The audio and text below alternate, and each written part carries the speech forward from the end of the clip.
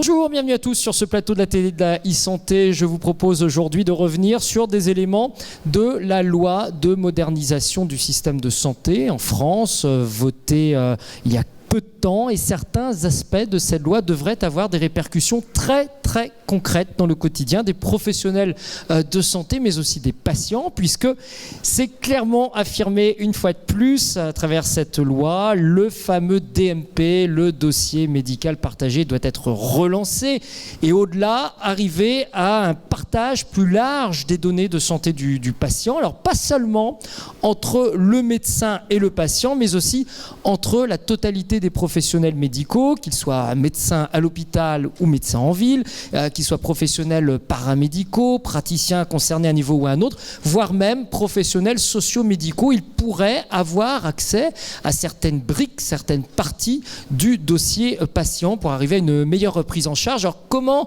tout cela va-t-il se mettre en place de manière concrète? Est-ce que les patients et le monde médical sont prêts à ce qu'il y ait tout de même une petite révolution? Et comment faire pour surtout sécuriser les données de santé, faire qu'elles ne tombent pas dans de mauvaises mains, et puis aussi quelles nouvelles opportunités pour tous les industriels de la santé? Alors pour répondre à toutes ces questions, Pierre Dufour, qui est directeur à Direction Générale d'Intermutuelle Assistance, EMA, vous travaillez donc pour les mutuelles. Vous pouvez, je le dis de manière très rapide, vous pouvez assurer des missions d'aide dans l'urgence pour des victimes, vous pouvez gérer des retours à domicile parfois compliqués après un accident, une hospitalisation. Vous lancez aussi, on le sait moins, des programmes de prévention en matière de santé. Vous êtes leader de ce secteur en France, vous êtes l'un des leaders européens. Combien de millions de personnes sont gérées potentiellement par vous? Alors, entre 15 et 30 millions, car dans le domaine de la santé, effectivement, les gens appartiennent à beaucoup d'institutions. Ouais, entre 15 et 30 millions de personnes, c'est dire l'influence et l'importance que vous avez et l'intérêt aussi que vous avez pour des dossiers médicaux partagés. Jérôme Duvernois, qui est conseiller auprès de la Direction Générale à l'ASIP Santé, donc l'agence de l'État qui définit les systèmes d'information de santé. Vous définissez des normes de sécurité, si je veux le faire de manière très large, pour les professionnels de santé, pour l'utilisation de la matière, des données de santé, pour que tout soit sécurisé au maximum. Xavier Auguet, à votre côté, vous dirigez une société qui a développé des solutions informatiques pour faciliter l'interopérabilité, c'est-à-dire le dialogue entre différents systèmes informatiques de santé. Cette société s'appelle Canopé, vous êtes situé sur le site du Futuroscope, tout près de Poitiers. Et puis Joël Derrien, qui est directeur général délégué de Thales Services, c'est l'un des leaders de la sécurité en système d'information, leader aussi présent aujourd'hui sur les données de santé. Joël Derrien. Alors présent d'ores et déjà sur les données de santé pour un certain nombre de clients, et avec bien entendu un regard très affûté sur ce que cette nouvelle loi va apporter, à la fois en termes d'apport de la technologie à ce domaine et également en termes de sécurité de l'information, bien entendu. Alors on a parlé beaucoup de peur, c'est normal lorsqu'on a un dossier, lorsqu'on donne des données médicales, qu'elles sont posées sur un serveur et qu'on se dit l'hôpital, le médecin de ville, l'assistant social va pouvoir y accéder. Comment sécuriser tout cela? C'est vrai qu'il y a cette question qui est sous-tendue, mais c'est pas que ça quand même la télésanté, ce sont aussi des opportunités, de nouvelles manières de soigner des patients, d'intervenir sur le terrain. Et chez Thales notamment, vous venez de développer une solution qui permet, avec des lunettes de réalité augmentée pour un chirurgien, d'opérer, de se faire conseiller à distance, en temps réel, par un expert. Les lunettes permettent de transférer l'image en très bonne qualité, en temps réel, avec des informations supplémentaires en plus sur le patient. Comment tout cela marche de manière très concrète? Eh bien, c'est ce que l'on découvre tout de suite en images.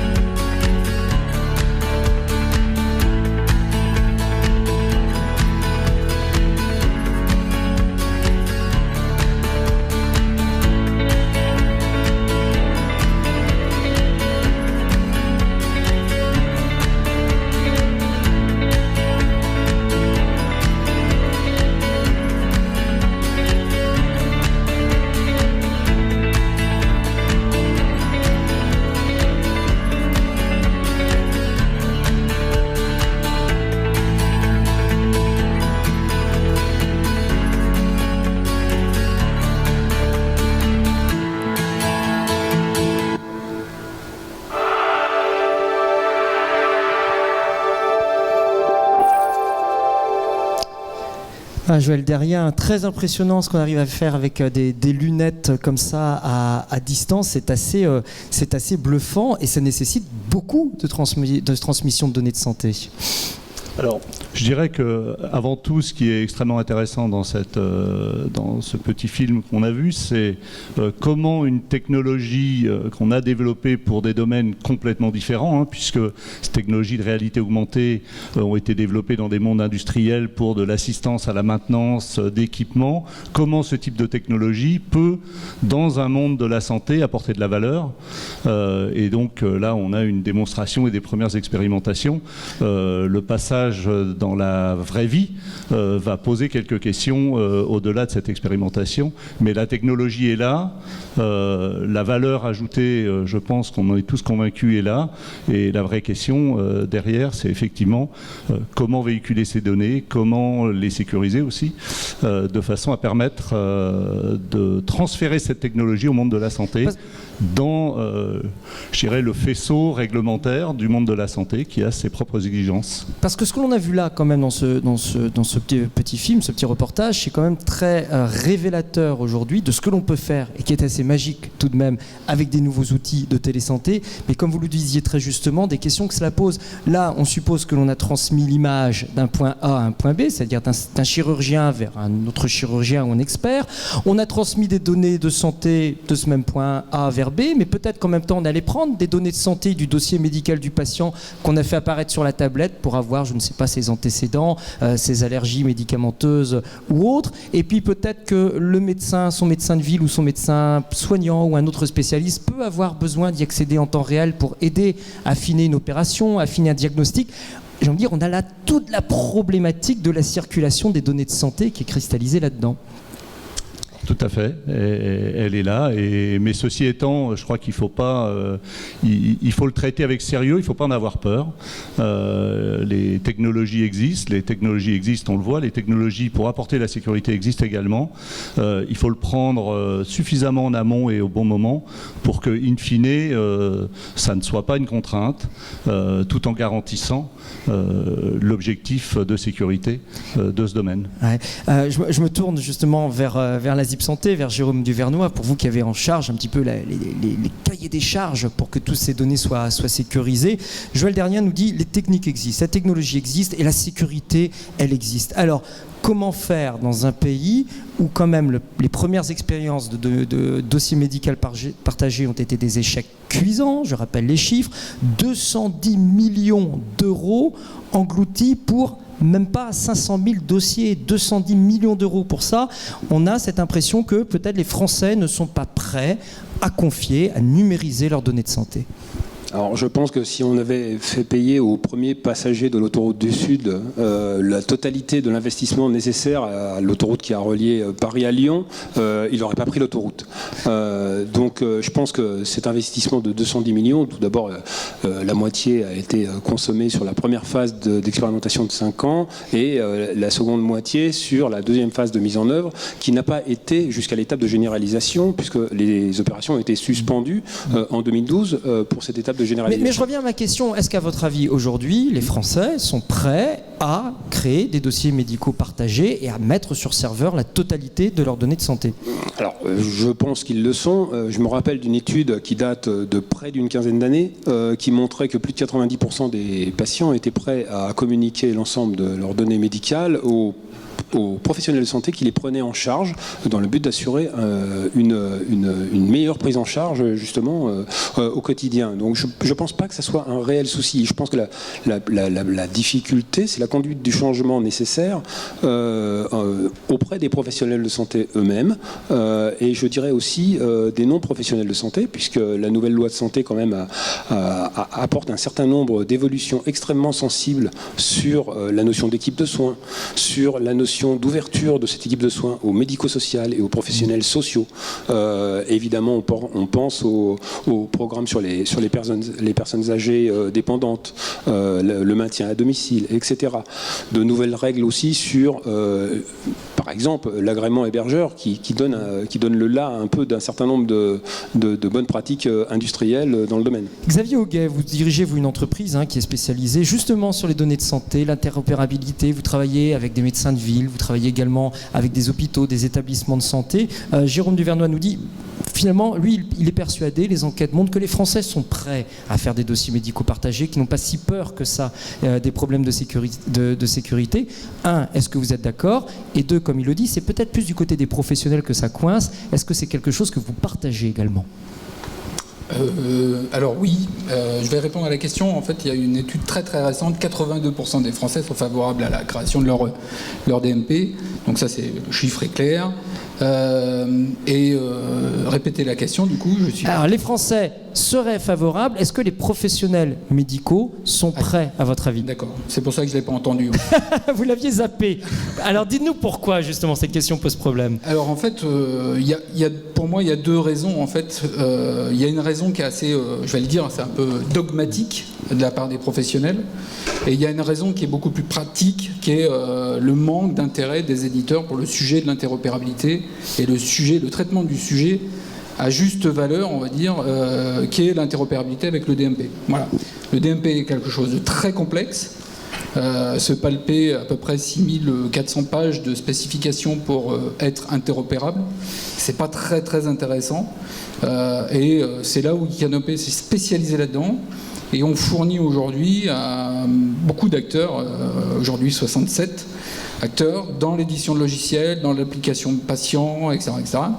On fournit des briques technologiques qui rendent le DMP, qui est un sujet très chronophage, compliqué, complexe, super simple à intégrer dans un applicatif. Vous nous dites, alors, oui, ça peut avancer s'il y a finalement une aide un petit peu culturelle à passer le pas, une aide informatique également à passer le pas, mais vous rappelez qu'on vient quand même d'un monde clos, d'un monde du secret. C'est pas pour rien qu'on parle de secret médical, de professionnels qui soient médecins en ville, à l'hôpital ou autres, qui justement ont tout fait pour l'instant pour ne pas que les données patients sortent de leur cabinet, ne pas les divulguer. Et là, on leur demande peut-être pas d'ouvrir la porte, mais au moins d'ouvrir la fenêtre ou le Velux pour que d'autres viennent y voir deux, trois choses de temps en temps. C'est dur, ça, culturellement, apparemment, à passer. C'est très, très dur. Il y a une des raisons principales, je pense, c'est que les professionnels de santé ne sont pas vraiment enclins à partager les données, qui sont des données qui sont souvent écrites, transcrites par le professionnel et qui l'engagent. C'est là où il y a une complexité dans l'échange de données de santé, il y a une complexité qu'il faut intégrer. D'où la grosse interrogation des professionnels de la responsabilité qui leur incomberait en cas d'erreur. Moi, j'ai plutôt tendance à dire en fait qu'il vaut mieux partager, je vais le dire un peu vulgairement, une bêtise ou une connerie rapidement et pouvoir corriger le tir très vite que de persévérer dans la bêtise ou dans l'erreur qu'on a commise. Enfin, moi, je travaille comme ça, donc je pense que c'est bien pour tout le monde. Et on apprend de ses erreurs, donc en tout cas, c'est Icanopé, c'est ce qu'on essaye de faire. En fait, le métier premier d'Icanopé, qu'on ne devrait pas faire en tant que start-up, c'est on essaye d'évangéliser les gens. Et très sincèrement, ceux qu'on arrive le plus à évangéliser, c'est les acteurs internationaux. Dès que vous avez un acteur international qui arrive sur les territoires français, il entend parler du DMP. La seule question et la première question qu'il pose, c'est quoi le DMP? Et moi, j'ai transcrit ça en anglo-saxon. It's a lawyer. Point.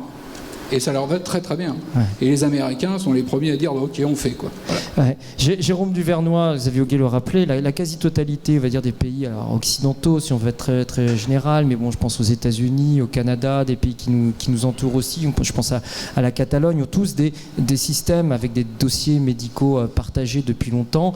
La France, pour certaines raisons, n'a pas voulu aller là-dedans. La loi, cette fois-ci, l'impose, le remet à nouveau sur le plan de travail. Est-ce que vous croyez que cette fois c'est la bonne? La France va suivre le chemin des autres pays? Il y a 5 ans, le numéro 2 de Medicare aux États-Unis me disait vous avez une chance extraordinaire en France, vous avez le DMP. C'est-à-dire qu'en fait, la manière dont ça a été approché en France... C'est vraiment une question de vision. Était en fait très intéressante. Le job qui n'a pas été fait en France, c'est cette conduite du changement qui est particulièrement nécessaire en France. Et c'est un problème culturel français que n'ont pas beaucoup d'autres pays. Il s'explique comment? Il y a des explications à ça? La formation. Les professionnels de santé sont formés de manière cloisonnée. Tout à fait. Donc, de manière cloisonnée, on travaille de manière cloisonnée. Alors, c'est un des éléments, mais je pense qu'il y a une culture française qui dépasse largement le cadre de la santé, qui fait que, voilà, on a tendance toujours, voilà, on inscrit le principe de précaution dans la Constitution. Enfin, il y a un esprit français qu'on ne retrouve pas ailleurs. Je veux dire, vous allez, Elie Lebel en parlait ce matin, en Israël, vous avez 4 HMO et c'est eux qui gèrent l'intégralité des données de santé de leurs assurés, quoi. Ça pose pas de question. Pierre Dufour, vous allez vous travailler de très très près cette possibilité justement d'ouvrir des dossiers médicaux et d'avoir plusieurs acteurs qui viennent s'y joindre, et notamment avec une expérience qui va commencer bientôt en Isère. Est-ce que vous pouvez nous dire ce que vous allez faire du côté des montagnes là-bas à Grenoble?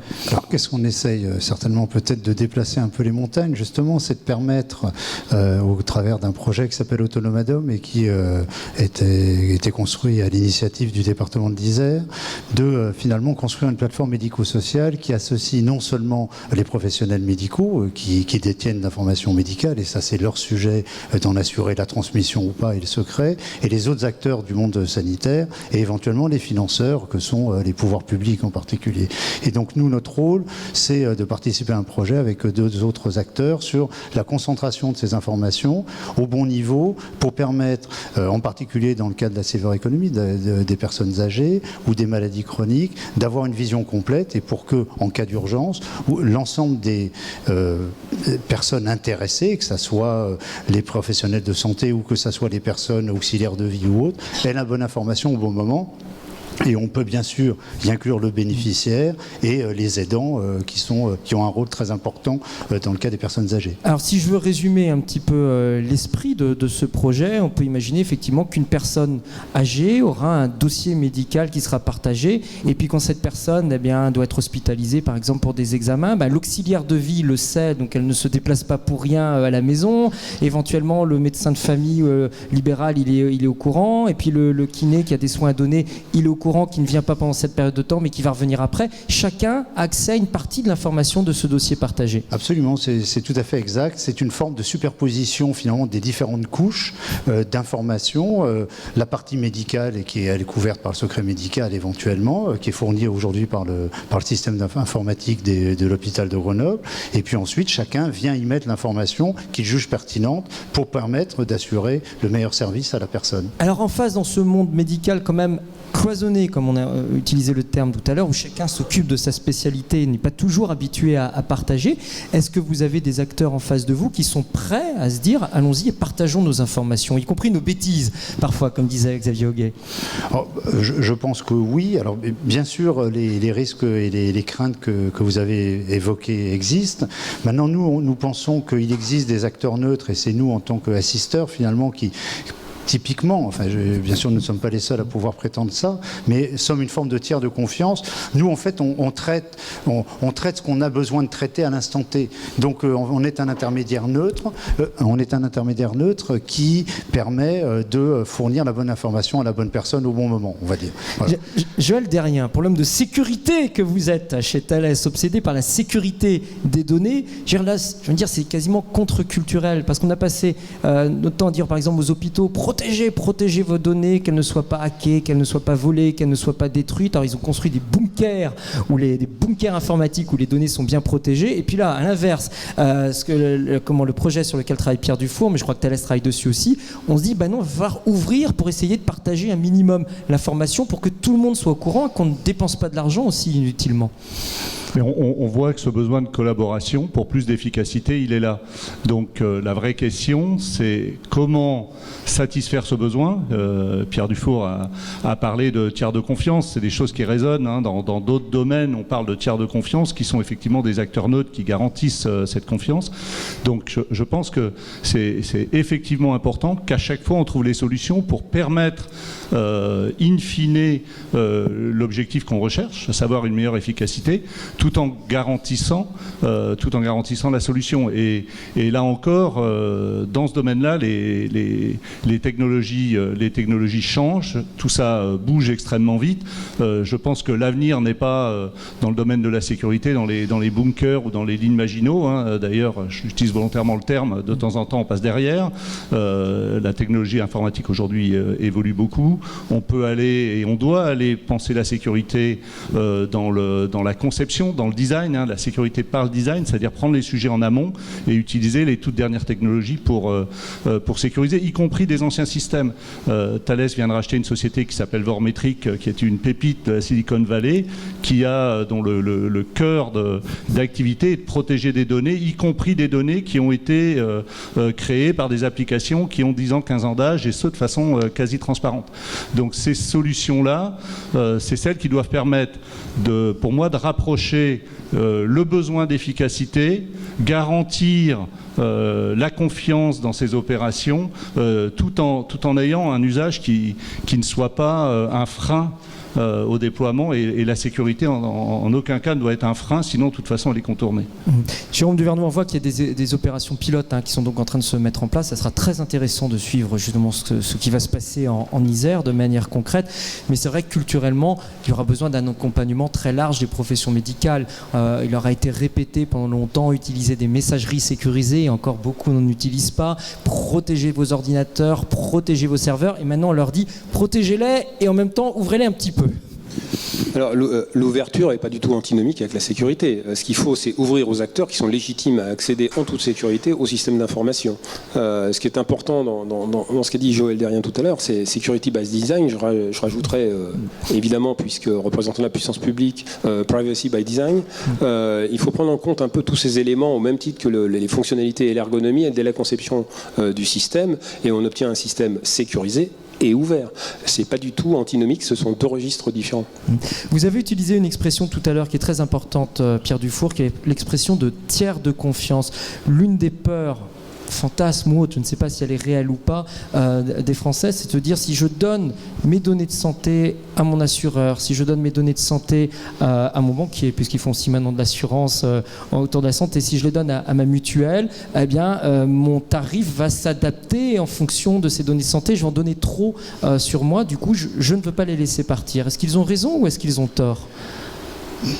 Alors, je pense qu'il y a un principe qu'on essaye, nous, finalement, professionnels du service, que ça soit de l'assurance, de la banque ou de l'assistance, c'est ce qu'on appelle l'autodétermination informationnelle, c'est-à-dire de permettre à chacun de dire ce qu'il accepte de mettre à disposition de la collectivité ou pas, ou des personnes. Et je crois que c'est là-dessus que se passeront les choses. Aujourd'hui, vous avez le même problème sur les donneurs d'organes. Qu'est-ce que j'ai envie de donner ? Qu'est-ce que j'ai envie de partager ? Si la donnée est personnelle, eh bien, je pense qu'il faut pouvoir la garder personnelle. Maintenant, il faut aussi quand même pouvoir intervenir dans les meilleurs délais en disposant de la bonne information. Et là, certainement, peut-être que le législateur a à prendre une position sur quelle information doit être partagée, par exemple, en cas d'urgence. Jérôme Duvernois, pardon, je suis le dernier. Je crois que c'est comme dans d'autres domaines, c'est une question de trade-off quelque part. Si je donne mes données, j'ai quoi comme service ? Effectivement, si je donne rien, j'ai rien. Mais effectivement, si je donne l'accès à certaines données, est-ce que j'ai un service qui a pour moi plus de valeur que la donnée que j'ai acceptée et je rejoins complètement ce que dit Pierre Dufour. Quel est mon retour sur investissement de ce que je donne ? J'assume le fait d'en avoir donné la visibilité. Mais quel est mon retour sur investissement ? Si en face, mes données sont mises sur la place publique et que ça ne m'amène aucune efficacité supplémentaire, aucun service supplémentaire, j'ai aucun intérêt. Jérôme Duvernois. Oui, et en complément, je dirais que je suis totalement d'accord avec ce que vous venez de dire, mais il faut ajouter un élément, c'est que on a besoin de rassurer également le citoyen, le patient, sur l'usage de ces données. C'est-à-dire qu'en fait, le rôle du législateur, c'est d'encadrer l'usage des données de manière à ce que le patient soit en mesure de savoir qui a consulté, quelles données et pourquoi. Et à partir du moment où on apporte au patient la garantie de cette traçabilité-là, il garde le contrôle de ces données. C'est-à-dire qu'un intervenant ne va pas aller consulter des données dont il n'a pas besoin ou qu'il serait illégitime à aller consulter. Donc ce qui est important, c'est ça, c'est que le patient garde le contrôle sur l'accessibilité de ces données. Xavier Auguet, comment faire pour que les professionnels médicaux, à l'hôpital, en ville ou paramédicaux, aillent plus facilement? Pour l'instant, on a un législateur qui invite à aller dans cette direction, mais on n'a pas un législateur qui a imposé cette direction de manière très précise. Ça viendra peut-être à l'avenir, mais pour l'instant, ça n'est pas le cas. Vous disiez, à un moment, il va aussi falloir aller au-delà de la carotte, il faut un peu manier le bâton, sinon on n'avancera pas. L'image est belle, mais je pense qu'il faut le bâton et la carotte sont les deux arguments qu'on doit employer, et les professionnels de santé sont tout à fait enclins à l'entendre. La carotte par l'aspect financier, donc le financement de ce que l'un professionnel de santé peut faire autour des applicatifs et des logiciels qu'il utilise, et le bâton qui est le bâton qui apporte un peu les contraintes sécuritaires. Alors, on parle du DMP aujourd'hui, mais il y a d'autres plateformes de données médicales qui sont ouvertes aujourd'hui et accessibles sous tout un tas de conditions. Un bâton financier également ? Le bâton financier, on a parlé tout à l'heure de la feuille de soins électronique. Moi, je suis arrivé dans ce métier en 97 et en 96, il y a un projet qui a démarré qui était la feuille de soins électronique et le déploiement. Et le moment où il s'est passé quelque chose, c'est pas le moment où on a dit au médecin tu vas être payé moins bien si tu fais pas la feuille de soins électronique. Le moment où il s'est passé quelque chose, c'est quand le patient changeait de médecin parce que l'autre avait la feuille de soins électronique. Certains prenaient la carte vitale, d'autres pas, et certains changeaient de médecin à cause de ça. Je pense que moi, le discours aujourd'hui, il est d'abord auprès des éditeurs, des industriels, ceux qui construisent des solutions métiers pour les professionnels, qui aujourd'hui, moi je le pense très sincèrement, contournent les problèmes de la sécurité des systèmes d'information comme l'a défini le DMP, mais tout un tas d'autres. Pas parce qu'ils n'ont pas envie de faire de manière très sécurisée, ils n'ont pas envie, mais c'est parce que c'est contraignant, c'est lourd, c'est difficile à mettre en œuvre, et on est techno-dépendant, quoi. Enfin, techno-dépendant sur tous les systèmes d'information qui existent, et techno-dépendant en interne dans les sociétés, avec des ressources qui peuvent être très importantes si on s'appelle Thales, ou peu importantes si on s'appelle une start-up Icanopé avec deux techniciens. Enfin, voilà, c'est ça la réalité du terrain. Jérôme Duvernois, toute dernière question. Finalement, il y a là quand même une opportunité de changement, puisque d'un côté, pour les professionnels qui ne se sont pas suffisamment protégés, qui n'ont pas aujourd'hui des systèmes de sécurité suffisamment forts, en cabinet, en petit cabinet, en groupement, voire même en petite structure de santé, il y a là une opportunité pour renforcer ces données de santé et en même temps se mettre, j'ai envie de dire, à niveau pour participer à certaines expériences de partage de données. Oui, alors si on parle, il y a deux choses qu'on ne peut pas tout à fait comparer. Il y a les établissements de santé et il y a les professionnels de santé libéraux en ville. Aujourd'hui, la ZIP Santé a fait la PGSSI, donc c'est la politique générale de sécurité des systèmes d'information. On a fait dans ce corpus documentaire un memento pour le médecin généraliste, mais très honnêtement, je doute que 0,1% des généralistes lisent ce document. Ils vont s'arrêter à la deuxième ligne. Donc je pense que les éditeurs de logiciels et leurs fournisseurs de services ont un rôle très important à jouer, et avec l'ouverture des systèmes, on n'est plus dans la même situation que le PC au cabinet, et quand on fermait la porte à clé, il n'était plus accessible. On est sur des systèmes effectivement ouverts, communicants, et je pense que la bonne direction, c'est que les professionnels de santé libéraux vont être équipés par des industriels qui vont leur offrir en mode SaaS l'ensemble de la solution, y compris la sécurité.